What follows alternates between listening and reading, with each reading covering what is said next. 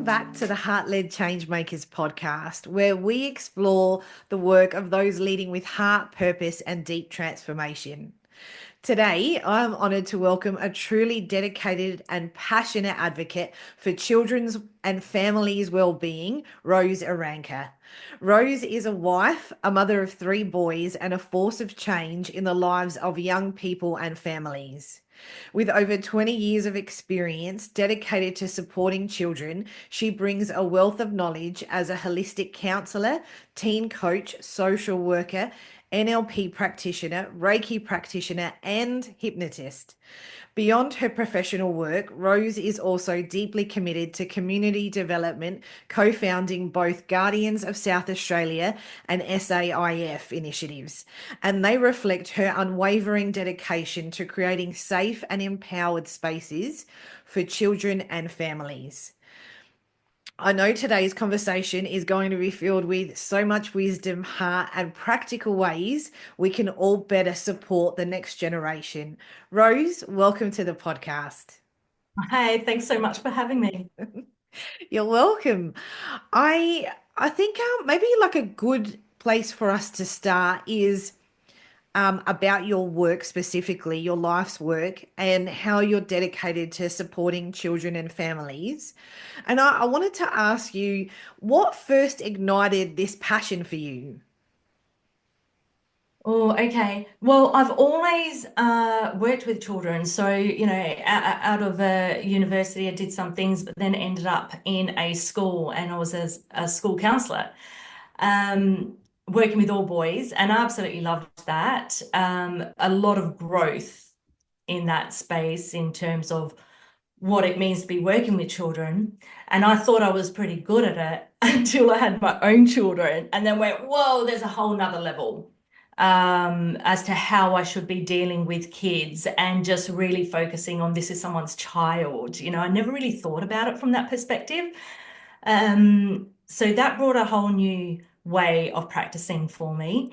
And I was in the school system for, I think, in one school for about 17 years. And then I went on to work at the university where I supervised upcoming social workers and how to work with children in schools. And I absolutely loved that experience. But what I realized is that I couldn't practice the way I wanted to practice, which was bringing in the holistic elements. So that's when I left and started my own practice of coaching confident kids.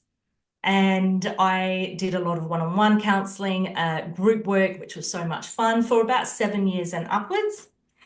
And from there, I then realised, well, hang on a second, where are all the other people who are working holistically with children? It was difficult for me to find. And I thought a lot of it was by word of mouth. And that's how I got my clients, because how do you start practicing holistically? And how do you find those people and go, well, I'm going to be teaching your child about energy and intuition and the subconscious mind and chakras. How do you explain that to somebody? Yeah. So when you get that one client, and then the word spreads and then you start getting clients. So I thought, but why is it so hidden? Why is this such a hidden industry where you have to rely on word of mouth? So that's where I had the idea for Holistic Kids. And I started working on that about 2.5 years ago. And then we just launched a month ago, which is really exciting. And in terms of community development, we all went through that COVID period of being suppressed, I suppose, in what we could and couldn't do. And there were a lot of families who were really struggling with what was being required of them. Or what was the theme at the time. I suppose you had to do this for people's safety, etc. And then there were a lot of parents going, well, hang on, what about our children specifically? Like, for example, wearing masks all day, every day at school. That was a really big issue for families. And I had an issue with that from my research and what I understood about children wearing masks. And I thought, well, there has to be other parents. So I met up with this random stranger called Luke DeSessa, who now runs Good Better Best Man and doing his own work in that field. And we started a Facebook group. And we thought there have to be other parents out there who probably think like us. And we are now at 12,000 South Australian members who definitely had the same ideology as us. So that was about supporting parents and parental rights and saying, well, we are the authority of our children. We make the informed decisions for our children, and there shouldn't be someone superseding that. So that's where that began. And we did a lot of community work because, as you know, a lot of people lost their jobs. And so we ran food drives and we ran clothes drives, and we created this online community where people could come and ask questions and support one another, find each other in their local schools and go, well, we're now guardians, friends, and, how can we go forward and make change?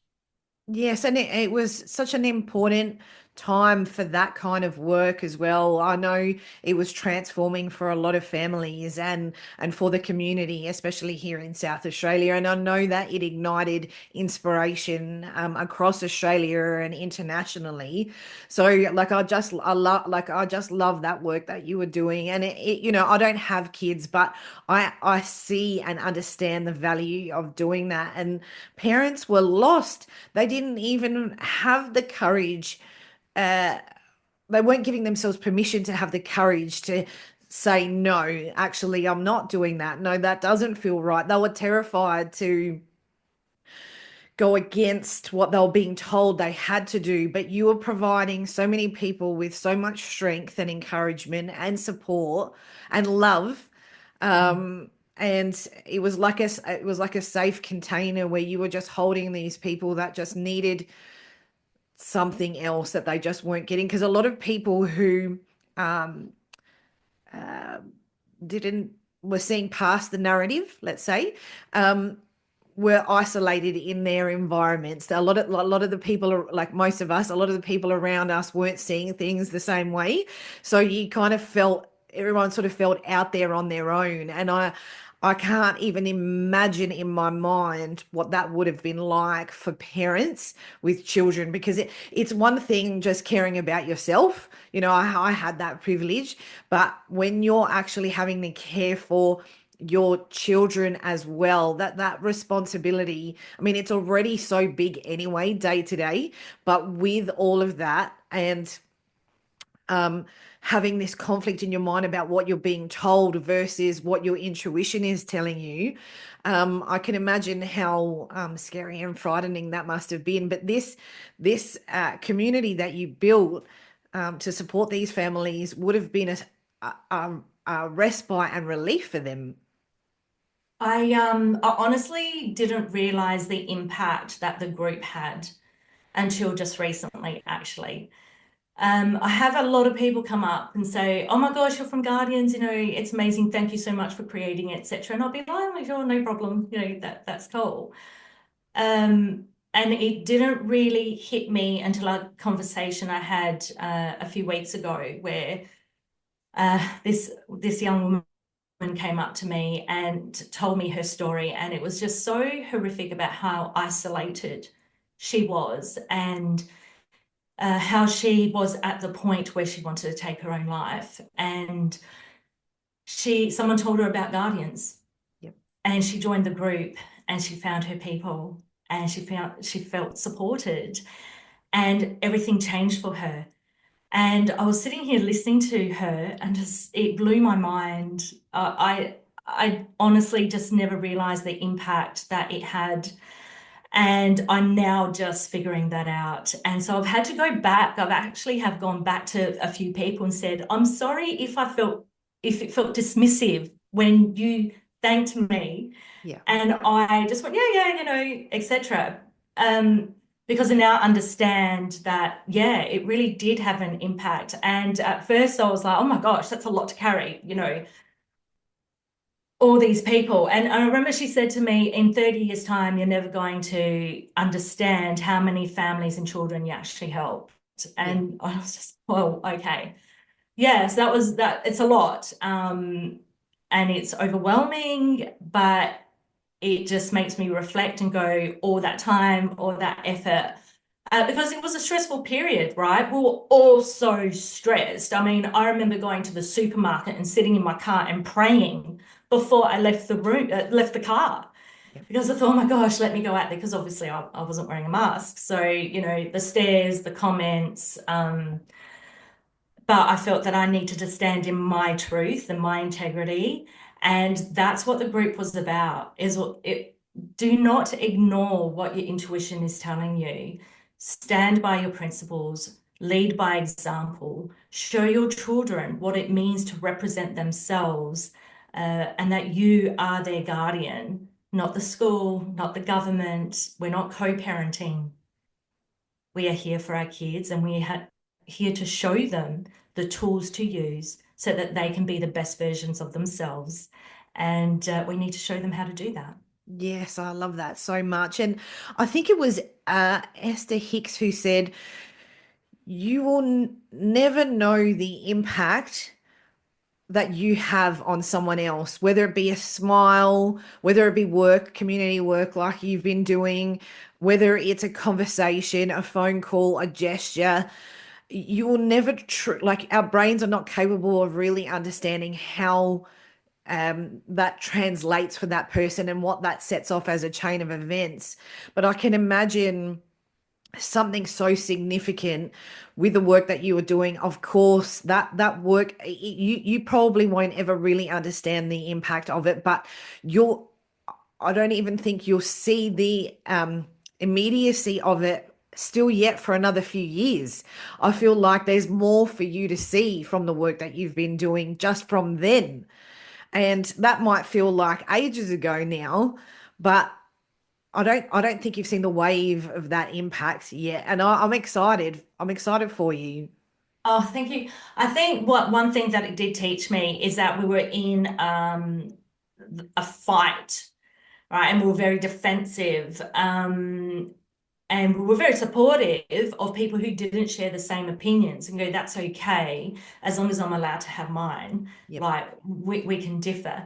But something that I did learn is that we're always focusing on what we didn't want. And that's exhausting. That really brings your frequency down when you're always in that negative. So, that's why Holistic Kids came about, because I'm so tired of thinking about what we don't want and what we're trying to get away from. I really want to start working towards what we do want. What do we want for our children? How can we start making changes now? And that's why I always say, if we teach them the tools now, our healthy kids will become healthy adults. Yep. Because if we're looking at them holistically in mind, body, and spirit, then we're going to teach them the tools to be the best versions. So how do we go about doing that? We connect them to those people who have been hidden, who Yes. who have only been known by word of mouth. So Yep. yeah, I really want to bring them to the forefront and create another community alongside guardians and say, okay, we know what we don't want. Let's really start focusing on how to make change. Yes, so let's talk about Holistic Kids. I know that you wear many hats. You're a counselor, you're a coach, you're a social worker, and all the other things that I mentioned in your introduction. But how do all these different modalities and what you're doing with Holistic Kids, like let's talk about that some more, because I'd really like the audience to understand how does that support kids and families, like what you're building now with Holistic Kids. So it's so that we don't know what we don't know, Yep. right? And there are so many modalities out there that can be assisting our children, but we just don't know they exist. Yep. And a lot of it is mothers who have found a new lease and found a new passion and discovered holistic health and gone, I really want to be a part of this. And so they go out and, they get their certificates, and then they're in the same position that I was in. It's like, well, hang on, how do we get the people to come to us? Through word of mouth. So I thought, let's remove that, and really hold a space for all these wonderful practitioners and providers who can assist our children. So we have that philosophy of ensuring, I have five standing points that we can talk about later, but we want them to be in the one space so that families can go to the website and go, well, I want to find someone who's going to help my child physically because I know that they've had this arm pain for a while. So they can type in, I want a physical assistance in your area, and then a list of providers will come up in that area. And they can range from acupuncture, Emmett therapy, Bowen therapy, there's so many. I mean, how you can name over and over all the different things available. So that's one of the things that I want to do with Holistic Kids is really make everything more well known. And how we're going to do that is also through networking. So we're going to start holding networking events with our providers, and that may be in specific regions, for example, or those in Adelaide, let's get together so we can start referring to one another. Or all homeopaths across Australia, let's hop on a call. So we can start exchanging ideas and really showing what worked for you and how can we lift each other up so people are aware of what it is that you do. And the other aspect is that we want to start holding family webinars, which are interactive.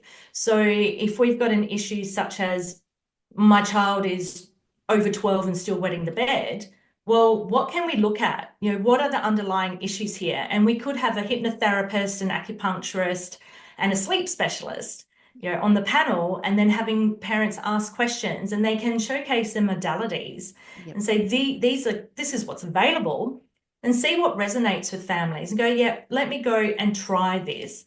I've tried a million things, the crazier the better. I go out there and I'll give anything a go, to see if it can assist me.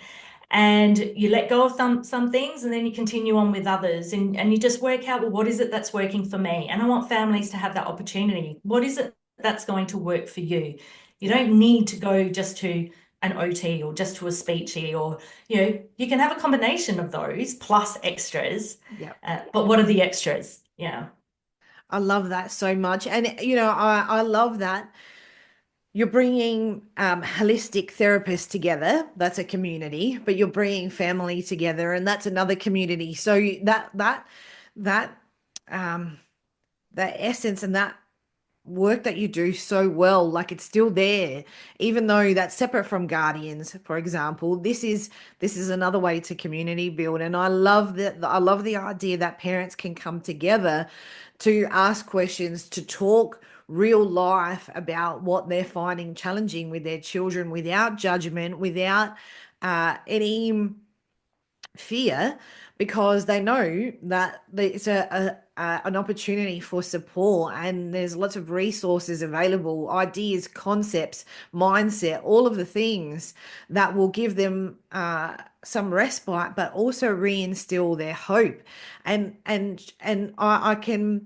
see with a lot of parents, they think that they're the worst, that they're doing all these horrible things to their children. It seems to be a mindset across the board that, am I harming my children? How can I help them?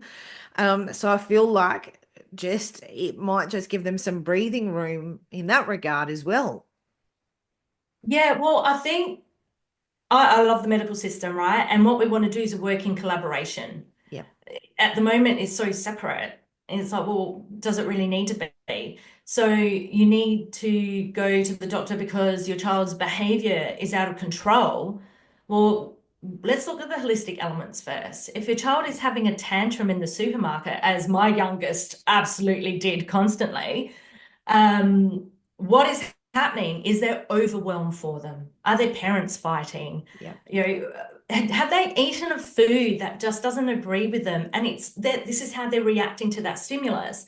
There are so many aspects that we can be looking at. So that's what I want to do. Let's look at it holistically, and let's bring in the medical if we need it and when we need it.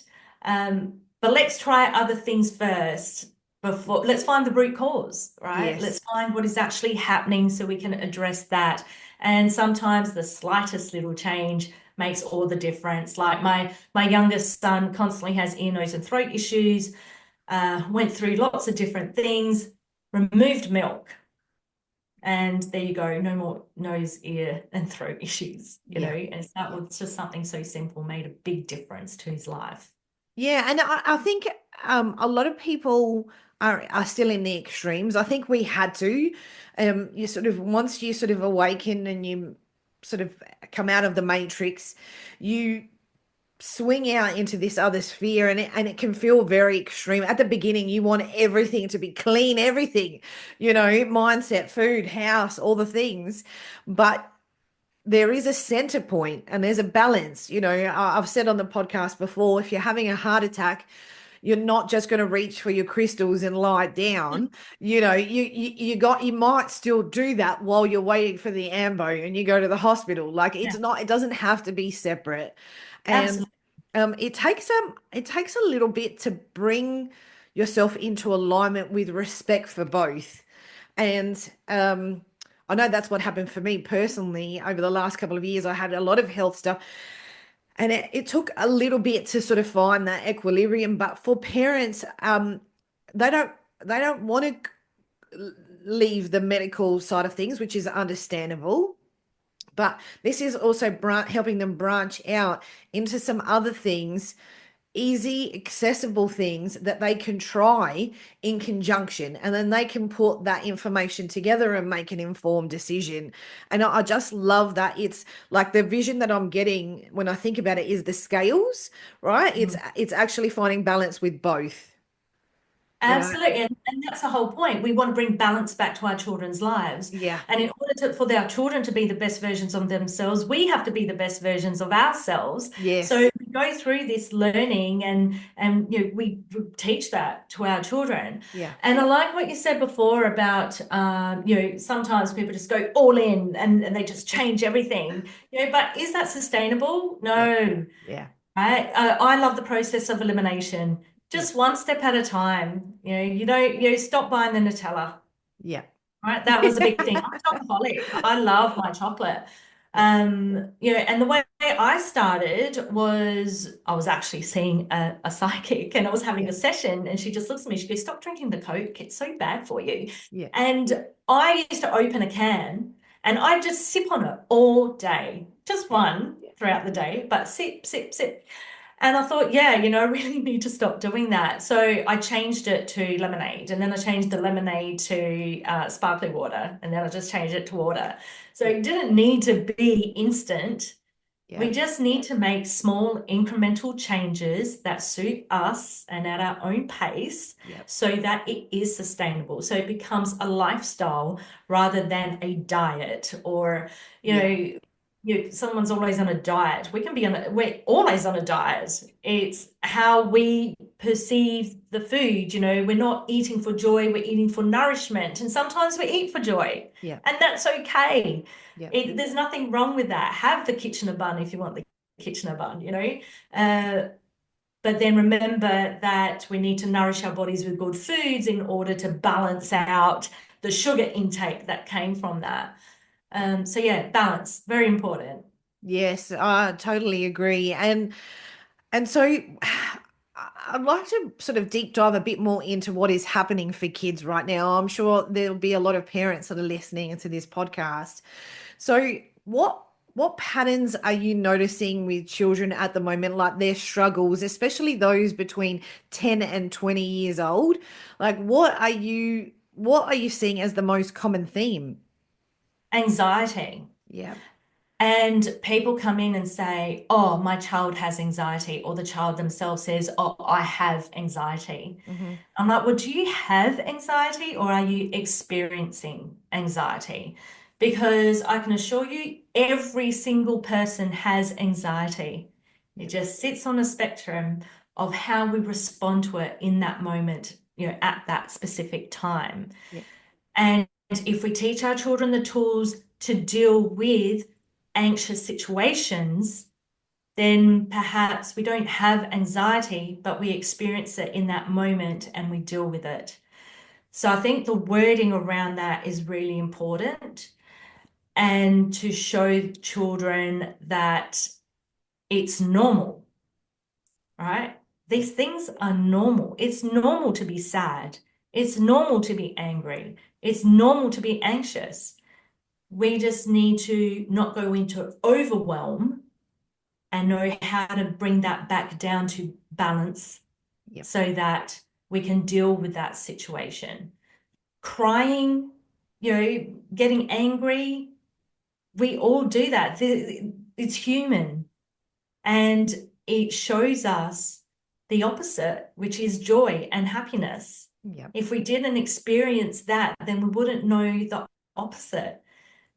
We just need to ensure that we have more happy days over the anxious and sad days. So let's teach them that. And I think one of the easiest methods is focusing on what you do want and not on what you don't want. Because we're in that anxious state. We're going, I have to go and do a public speaking, oh, I have to give this presentation at school. I have to stand in front of everybody. I'm going to make a mistake. People are going to laugh at me, or, etc. It's like, okay, that's your anxiousness, right? That's what could happen. You're literally focusing on something that has not happened yet. Yeah. So let's override that.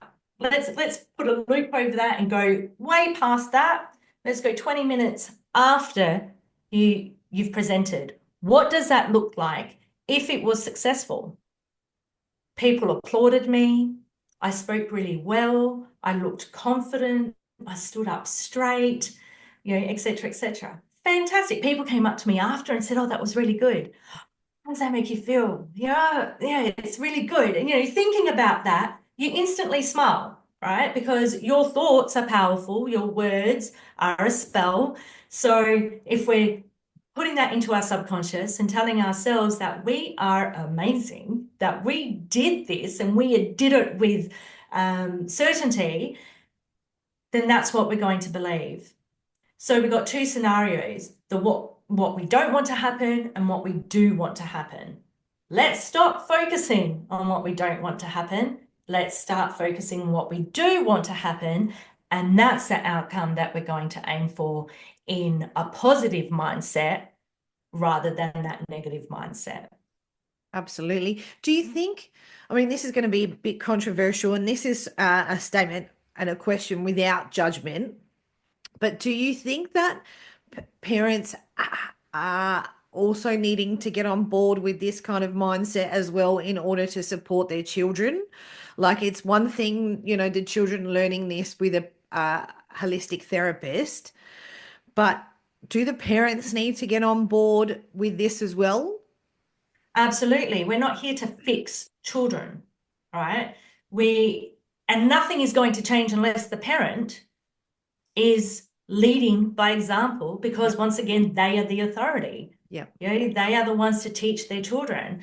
So I have had anyone working with children is going to be working with parents. There's always a coaching element there. And if there's not, then, I would question that.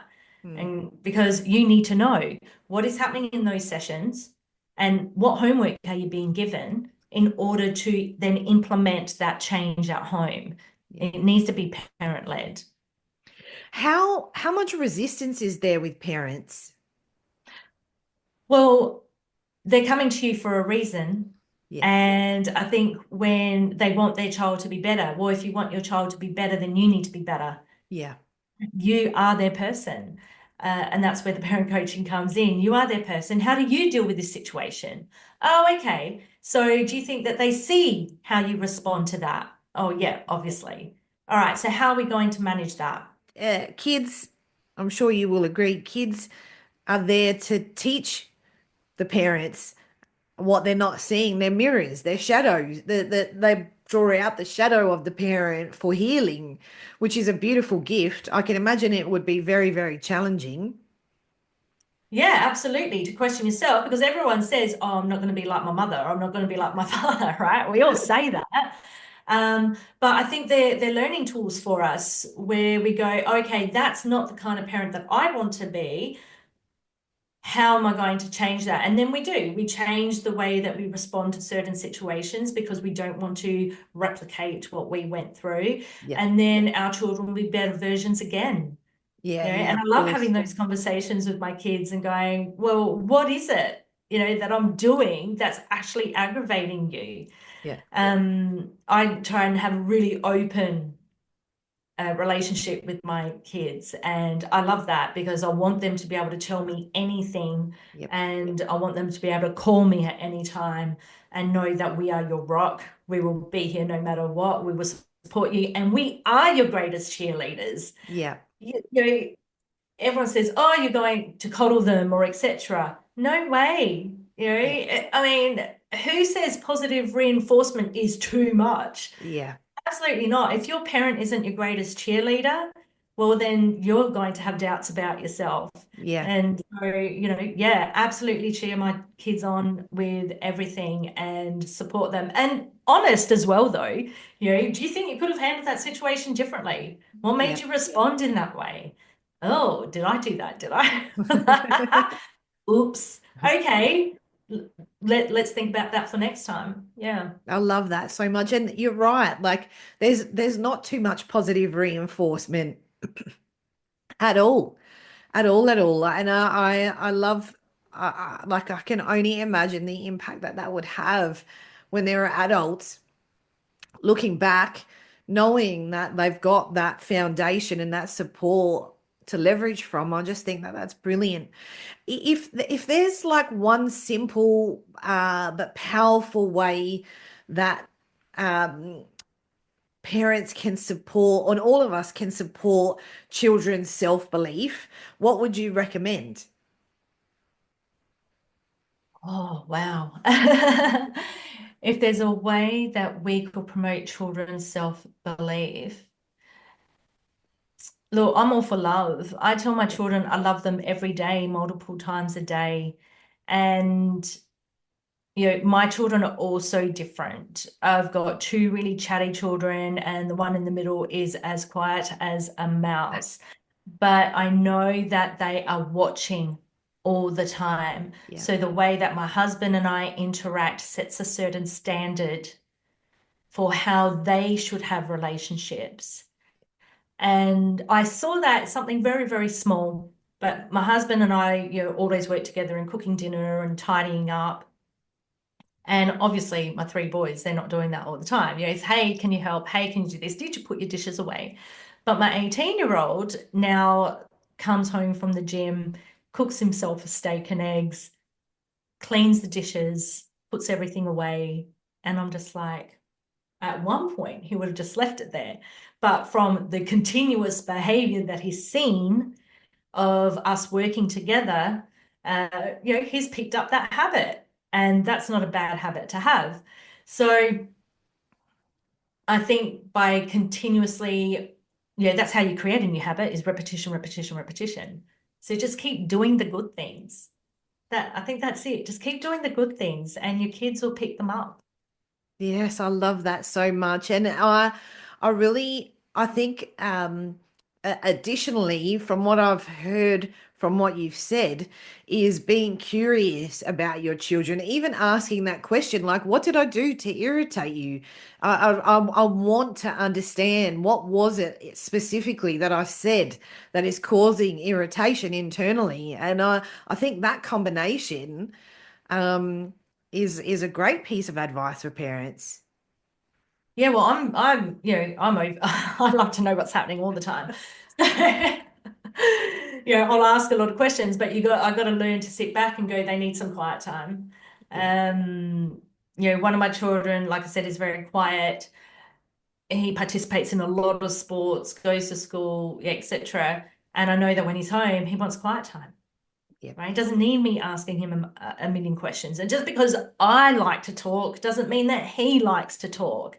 And that's okay because he shows me he loves me in different ways. He's very neat. He puts things away. His room is always tidy. And I think that is him showing me his love. yeah. Right? He doesn't speak it to me, he shows it to me. And the 5 love languages, that's a really good point to start. And we've actually just put that on our website where you can take the quiz. It's in our blog. You can go and have a look there and take the free quiz. And it shows you what is your love language. Mine is acts of service. If I've come home and someone's taken the washing off the line, happy days. You Yeah. know, that just makes me so happy. Or someone's gotten dinner started, or you made your bed, woo, right? That's really exciting for me. Whereas others may love to receive gifts, others may just like a simple hug or quality time with you. Yeah. So learn what that is, see, and it makes such a big difference. It really, really does. It's such an underrated um, understanding. I think everyone, no matter with children, without children, married, dating, whatever it is, understanding your love language and understanding the people closest to you, understanding their love language, even the people that you work with, understanding what they actually need is a game changer. It helps with communication so much, so much. When I look back, at my childhood, my parents showed me love and care not matched to my love language. And so I didn't, there were moments where I might not have felt 100% loved and cared for, but I just didn't understand that they were expressing it in their love language, not mine. But when you understand your love language and the other person's, you can communicate yours so that the other person knows. But also, when you recognize that the other person, their love language is, say, acts of service, doing things for them is how they're going to feel loved. If it's quality time, that spending time with them means they're going to feel loved and cared for. Absolutely. And, an example I use because acts of service is important to me is like, guys, you need to be good roommates. Yeah. One day you're not going to be living in my home. You might be living with someone else. You might be living with a partner. Are you being a good roommate? Yeah. So that means changing the toilet roll Yeah. and putting the empty one in the bin. It's all these little things that are important to me, right? Yes. And then I will reciprocate and go, oh, okay, you like having time for yourself. That's absolutely fine. Or you just need a hug right now. Absolutely, always in for that, So Yeah. yeah, it really is important. It's such a great tool to have. It is a great tool to have, and it just makes communication so much easier. So much easier. Absolutely. And I think, like you said, with work peers and partners, yeah, because, it really helps you communicate so much better. 100%, 100%. Couldn't agree more. Um, your work is so heart-led and so deeply grounded. How do you personally stay grounded, and how do you stay balanced in with the parenting, with being an entrepreneur, with the community building? Like, what do you do? I have just learnt recently about myself that I don't like to remove myself from situations because that to me is failure. Right. So this is something that I've recently learned about myself. So I basically need to push myself to the next level until I break down, and then it gives me permission to stop, right? Because I've hit that final point. Uh, so with that in mind, recently I was doing one-on-one sessions with children, and then I was doing contract work at another organization, and I was working on holistic kids, as well as, being a mum and daughter and brother, sister, and etc. So I made the choice before I reached the breakdown level, and stopped practicing from home because I know holistic kids is something that I really want to build. And then I also made the decision to leave the contract work, right? Because I thought, well, it's no longer aligning with me and what is expected of me. So I'm going to remove myself before I get pushed out. Because if I am unhappy with where I am or what I'm doing, then I'm not going to be performing at my best, right? I'm only going to go in, 50%. So that's not fair on them. That's not fair on me. So let me remove myself from that situation. So that's something that I've learned, is really listening to myself, going, what is it that you need? Yesterday, I actually went and signed up at a gym again because I have not done anything physical, at least all of this year and a lot of last year. Whereas I've always been active, and I put that aside. So I'm like, I can spare an hour a day I don't need to be focused on this, constantly. So for me, it's carving out that quality time, listening to my intuition, and really honoring that I need to be at my best in order to be the best for everybody else. Yeah. And I'm leading by example. I don't want my children thinking that they need to push themselves constantly to achieve what it is that they need to achieve. I want them to go with the flow, and I want them to know that the universe always has their back and everything happens when it's meant to happen, as long as you put the time in and set your goals, you will reach it when you're meant to reach it. Yeah. Yeah. I love that so much. And, we're all a work in progress, right? So we're always learning new things about ourselves. And that, it's really interesting because you used the word like you felt like you were failing. But I think whenever you learn something new, I think habitually there's a moment of like disappointment still not there. But there is never there. Where is there? There is when we take our last breath, Well, we like, actually got to let go of something yeah, in order to bring the new in, yeah, right? So I think if exactly. you change your mindset, I'm not failing.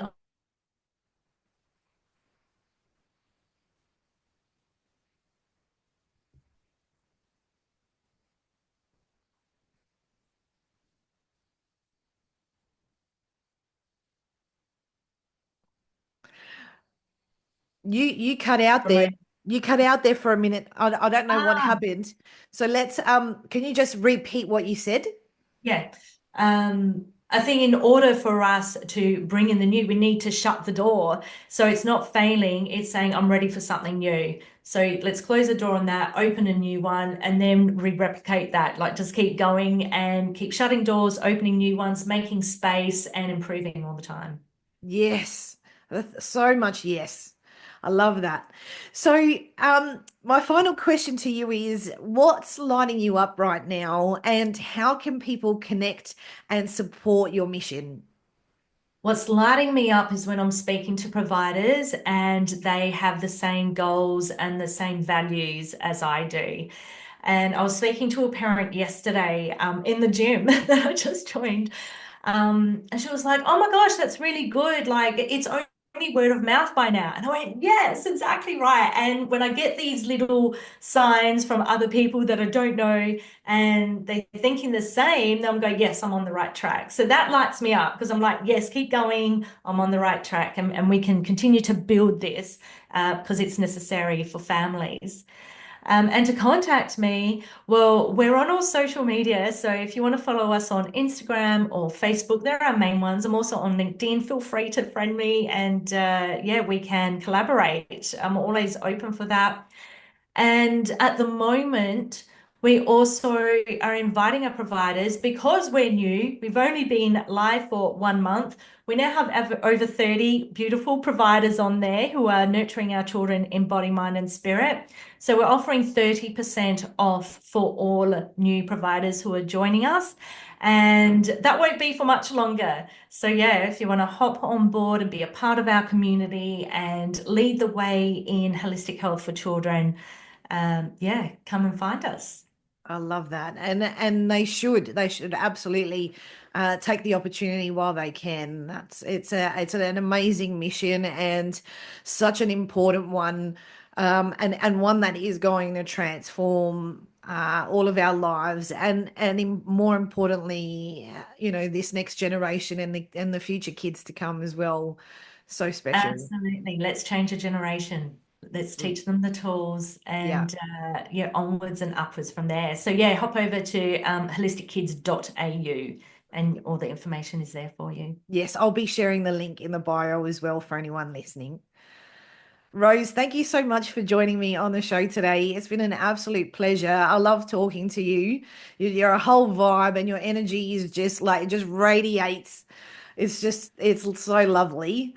And I fully support what you're doing, and I'm excited to see this really evolve and expand out, not just in Australia, but internationally as well. Onwards and upwards. Yeah. Yeah. See you Thanks, soon. Mary. Bye. Bye.